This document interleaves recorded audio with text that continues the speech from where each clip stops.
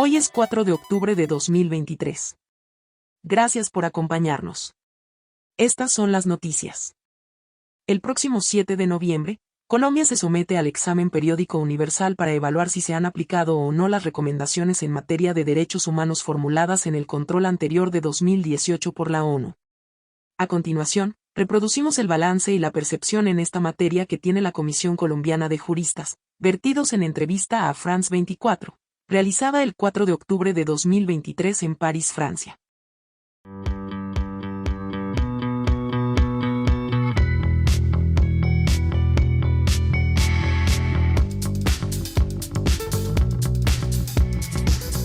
Escala en París, Aida Palau.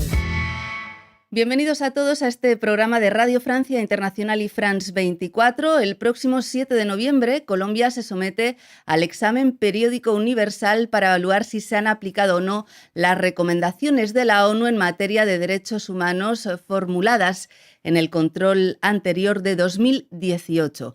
Parece que los datos que tenemos en materia de defensores, mujeres, medio ambiente o acuerdos de paz no son muy alentadores. Vamos a ver si Colombia suspende o aprueba con la abogada de incidencia internacional de la Comisión Colombiana de Juristas, Camila Zuluaga. Muchísimas gracias, Camila, por estar con nosotros. Muchísimas gracias a ustedes por la invitación. Camila, que se encuentra aquí en Francia para explicar justamente al Estado francés, que es uno de los miembros, Francia, de la ONU, en qué estado se encuentra el tema de los derechos humanos en Colombia. Y primero de todo, Camila, para que los oyentes y la audiencia se sitúe, ¿qué es el EPU, el Examen Periódico Universal? El EPU, o el Examen Periódico Universal, es un mecanismo de Naciones Unidas que se utiliza para que entre los Estados miembros de Naciones Unidas revisen la situación de derechos humanos de un país. Este examen se hace cada 5 años y precisamente en este tiempo, lo que hacen es precisamente hacer un balance del cumplimiento de recomendaciones que los mismos estados profieren al país. Y lo que ha hecho es traducir para el común de los mortales, ¿no?, todas esas recomendaciones que a veces son difíciles, ¿no?, de descifrar. Vamos a empezar con los defensores de derechos humanos. Entre el 2018 y 2023, marzo de 2023, 716 defensores han sido asesinados, 216 agredidos, y la mayoría de estas agresiones y de estos asesinatos quedan impunes, 95%. ¿Qué está fallando, Camila? Bueno, pues lastimosamente Colombia es uno de los países más peligrosos para defender los derechos humanos. Precisamente la falta de investigación, como ya lo estabas mencionando, da lugar a que las cifras altas en materia de impunidad de estos crímenes continúen. Las instituciones creadas por el Acuerdo de Paz, como es la Unidad Especial de Investigación de la Fiscalía, que están dirigidas a investigar estos crímenes, no están operando con la rapidez y la eficacia que se espera. En el informe destacan un fenómeno muy preocupante, que es la corrupción e implicación de empleados de la Unidad Nacional de Protección, encargada justamente de proteger, y que cometerían actos de agresión, como el seguimiento de personas protegidas. ¿Qué tan importante es este fenómeno y esta unidad está funcionando bien o no? Dentro de las peticiones que hacemos como sociedad civil, como este grupo de 500 organizaciones que hacemos incidencia en torno al EPU, lo que hemos encontrado es que sí, funcionarios de la Unidad Nacional de Protección en algunos casos persiguen y hostigan a los defensores, pero también hay otras fallas estructurales de la unidad. Se otorgan medidas de protección que no corresponden a las necesidades de la población. Solamente, por ejemplo, se entregan chalecos antibalas o carros blindados o una escolta y no atiende, por ejemplo, a medidas diferenciadas de género en caso de mujeres defensoras, en caso de territorios, digamos que sean mucho más rurales, medidas que no sean únicamente estas físicas. O sea, más específicas, ¿no?, a la idiosincrasia de cada uno y de cada situación. Colombia suspende también en lo que se refiere a la violencia sexual por cuestiones de género. Ahí las cifras van en aumento, según las que recogen del Instituto Nacional de Medicina Legal y de Ciencias Médico-Legales, 30.436 mujeres, y no he querido redondear la cifra, fueron víctimas de violencia machista en 2021, casi 4.000 más que el año anterior. ¿Cómo explica este aumento? Bueno, desafortunadamente el confinamiento y la pandemia por el COVID-19 hizo que las mujeres permanecieran las 24 horas con sus agresores, y la respuesta misma de las instituciones ante las denuncias ha sido insuficiente. Nada más entre 2018 y 2022 registramos más de 3.000 feminicidios a mujeres en Colombia. Esto es, pues, precisamente muestra alarmante de la situación en esta materia. En cuanto a, porque tienen un capítulo muy importante, ¿no?, sobre el tema del proceso de paz, en cuanto a la reparación a las víctimas del conflicto, se ha hablado mucho de la restitución de tierras. ¿Se han producido esas restituciones? Desafortunadamente, tanto el punto de la reforma rural integral como la implementación de la Ley de Víctimas y Restitución de Tierras de 2021 ha estado en un periodo o en un tiempo más bien prolongado con pocos resultados. Nosotros hemos documentado más de 7.000 sentencias que han restituido cerca de 183.000 hectáreas. Sin embargo, la cifra global de las hectáreas despojadas en Colombia son de 6 millones.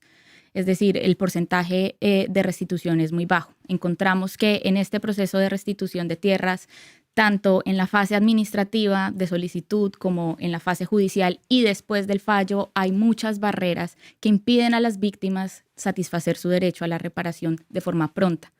¿Sería más que nada debido a la lentitud de los procesos burocráticos o una falta de voluntad de los estamentos diferentes? Sí, se combina falta de voluntad política, falta de proyección en recursos o de financiación, pero además la Corte Constitucional colombiana, de hecho, en el 2022 declaró una mora judicial en materia de restitución de tierras, y esto se debe a cómo opera el sistema de administración de justicia en Colombia y precisamente esta demora o la congestión judicial que hay en general, que impide también que sentencias de reparación como son de restitución de tierras se demoren. En materia de justicia, me parece importante destacar la JEP, en el marco del proceso de paz, que es la Jurisdicción Especial para la Paz. En el momento en que hacen este informe, se habían abierto 10 macrocasos. ¿Cuál es el balance que ustedes hacen? Encontramos que a pesar de que existen estos macrocasos, que son estos estudios de manera generalizada de situaciones del conflicto armado, no se están llevando a la justicia, en el marco de la justicia transicional, a los máximos responsables. Se investigan a los mandos medios, por ejemplo. Y a pesar de que las víctimas y los representantes de víctimas solicitamos que sean investigados y sean llamados a declarar a estos máximos responsables, no se está atendiendo esto. Ahora, digamos que estamos en la preocupación de que se aproximan las nuevas sentencias o las primeras sentencias de la Jurisdicción Especial para la Paz, y los mayores responsables, los principales responsables de los graves crímenes cometidos a la población civil no están siendo investigados. O sea, que solo son los asesinos materiales, digamos, y no los intelectuales los que ordenan esos asesinatos. Se podría decir entre mandos medios y mandos bajos, que son llamados, pero no los mandos altos en la jerarquía pues militar, por ejemplo. Quería hablar también de los niños y niñas que siguen siendo una de las principales víctimas, ¿verdad?, del conflicto armado. ¿Cuál es la situación? Bueno, pues se han confirmado cerca de 290 violaciones a los derechos de niños y niñas en el marco del conflicto, y estas violaciones a los derechos humanos las hemos documentado más o menos entre 130 niños y niñas que han sido reclutados de manera forzosa. También hemos documentado cerca de 23 casos de secuestro y de otras formas de violencia sexual. Encontramos que precisamente la fuerza pública también, en el marco del examen periódico, pues del periodo que comprende el examen periódico universal 2018-2022, ha cometido actos en contra de población donde se encuentran niños, bombardeos a campamentos o bombardeos a comunidades donde permanecen o habitan niños. Entonces, ellos tampoco han sido ajenos a la situación de conflicto en el país. Bueno, Colombia vivió décadas de conflicto. A pesar del proceso de paz, de la firma de los acuerdos de paz, aún hay grupos que operan. Tras tantas décadas y aún conflictos activos, ¿no se le estaría pidiendo demasiado a Colombia en poco tiempo? No sé cuál es su sentimiento y su sensación. Bueno, pues nosotros en este momento, con el cambio de gobierno, estamos en el marco de una política que es la política de paz total, y aunque apreciamos estas iniciativas de conversación y de, digamos, negociación y sometimiento a la justicia, sí nos quedan varias dudas de cómo se va a implementar el acuerdo de paz del 2016 firmado con las FARC, porque encontramos, digamos, no hay recursos para implementarlo ni voluntad para implementarlo. Así que esta es como la principal preocupación. Se están desarrollando estas negociaciones, este modelo de sometimiento a la justicia de actores armados, pero ¿qué va a pasar con los mecanismos de justicia transicional que en este momento pues están funcionando? Me refiero a justicia y paz, jurisdicción especial para la paz. ¿Cómo va a operar estas nuevas negociaciones para que se trabaje en paralelo con este sistema de justicia? ¿Cuál está siendo la reacción de las autoridades francesas? Usted se ha reunido con varias personalidades para explicar esta situación y estos datos. ¿Qué dicen? Bueno, nosotros hemos encontrado tanto por parte del Ministerio de Relaciones Exteriores de Francia, así como con parlamentarios de la Asamblea Nacional, mucha receptividad. Nuevamente se preocupan por los temas de las recomendaciones que ya se hicieron y que Francia hizo a Colombia. De hecho, Francia fue uno de los países que más recomendaciones le hizo a Colombia en el periodo anterior, y encontramos precisamente ese interés por reiterar estas recomendaciones. Una cosa es el interés y las palabras, pero igual también hace falta un poco de ayuda financiera, ¿no?, para poner en marcha algunos mecanismos. ¿Se habla de esto o no? En el marco del examen periódico universal, nuestro trabajo es precisamente contarles o mostrarles recomendaciones que le pueden hacer al país teniendo en cuenta la situación de derechos humanos. Pero no es obligatorio que Colombia acate, digamos, esas recomendaciones, porque son justamente consejos, ¿no? Sí, precisamente en el examen periódico universal, las recomendaciones que hacen los estados al estado que está siendo examinado son de carácter, o su cumplimiento es de carácter voluntario. Esto quiere decir que el estado al final decide qué recomendaciones acepta y sobre las cuales va a hacer este trabajo, y es tarea durante los siguientes 5 años implementarlas y vigilar también el estado de cumplimiento de estas recomendaciones. Como jurista especializada en derechos humanos, Camila, ¿qué nota le da a su país, a Colombia, del 1 al 10? Está muy difícil esto, precisamente durante este periodo, la falta de cumplimiento del acuerdo de paz, el recrudecimiento de la violencia y la situación humanitaria ha estado muy grave. Yo le daría un 3. Un 3 para Colombia. Siendo dura. Sí, siendo dura. Bueno, pues no nos queda más tiempo. Muchísimas gracias, Camila Zuluaga, abogada en incidencia internacional de la Comisión Colombiana de Juristas. Muchas gracias. Muchas gracias a ustedes. Y gracias a todos por habernos acompañado. Ya saben que nos pueden seguir también por internet en rfimundo.com y en france24.com. Hasta pronto, amigos.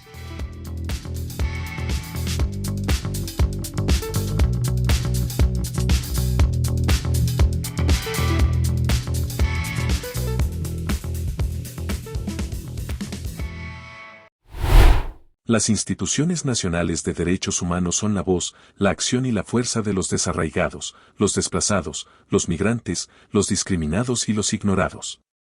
Esto dijo el defensor del pueblo de Colombia, en la instalación del 27 Congreso de la Federación Iberoamericana del Ombudsperson, que por estos días se celebra en Barranquilla. Fuente: Defensoría del Pueblo. Masacre en Balneario de Santa Marta estaría relacionada con el homicidio de un líder social y grupos criminales de la región. El homicidio de 3 personas en la madrugada del 2 de octubre fue la masacre número 69 en Colombia durante el 2023. Una de las víctimas era sobrina de Luis Joaquín Trujillo, presidente de la Junta de Acción Comunal de la Vereda Quebrada del Sol, asesinado en 2019.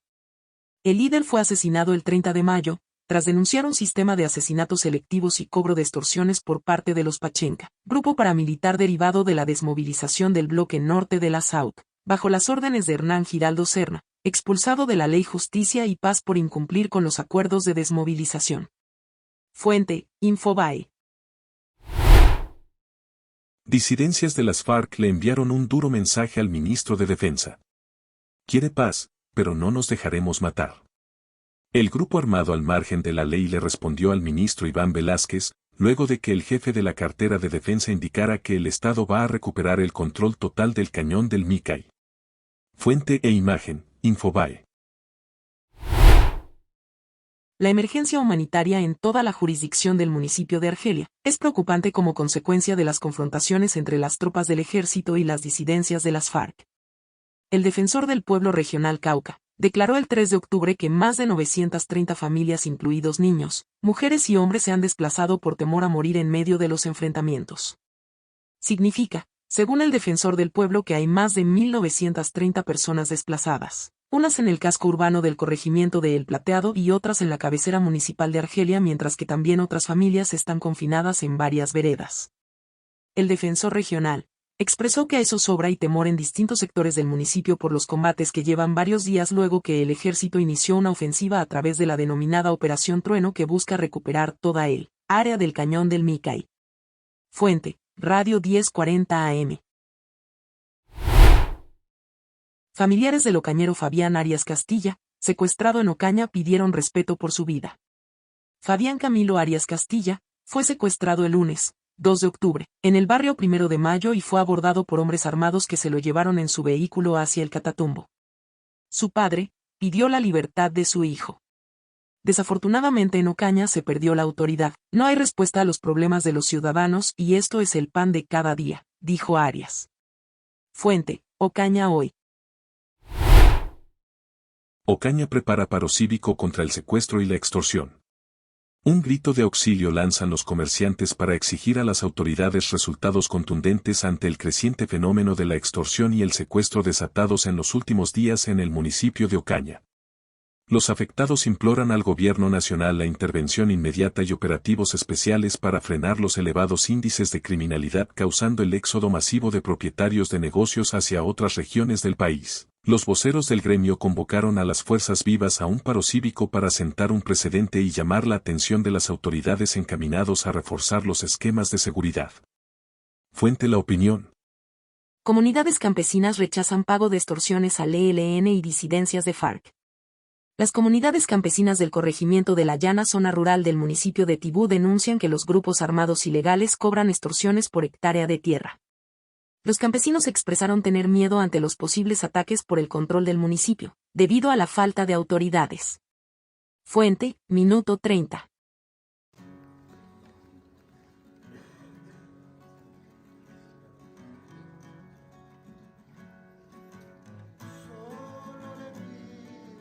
Hasta aquí las noticias. Gracias por su compañía.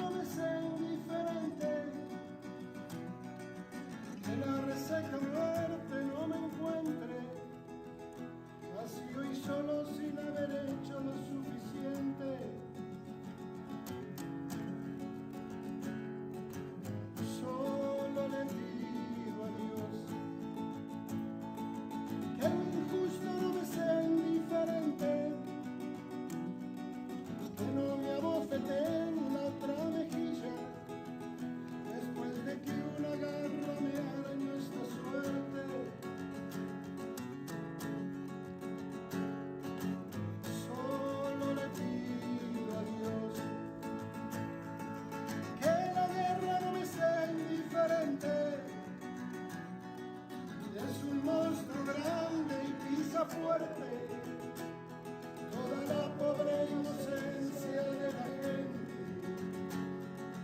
es un monstruo grande y pisa fuerte.